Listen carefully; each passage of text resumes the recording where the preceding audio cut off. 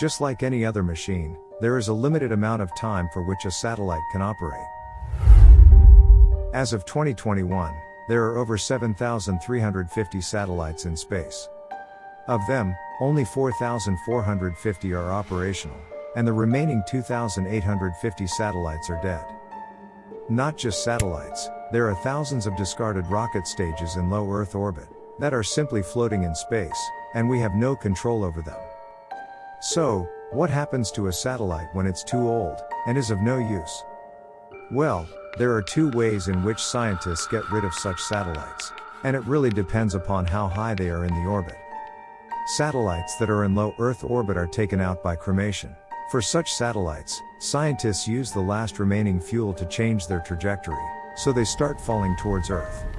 As they fall, most satellites burn in the atmosphere and never reach the surface. However, it gets tricky for the bigger objects such as a space station. Space stations are huge and don't burn entirely upon re-entry. For such objects, scientists plan their descent orbit so they fall far away from the populated areas. Often in the Pacific Ocean, in a place called Spacecraft Cemetery. Satellites that are in high Earth orbit are taken out by another method.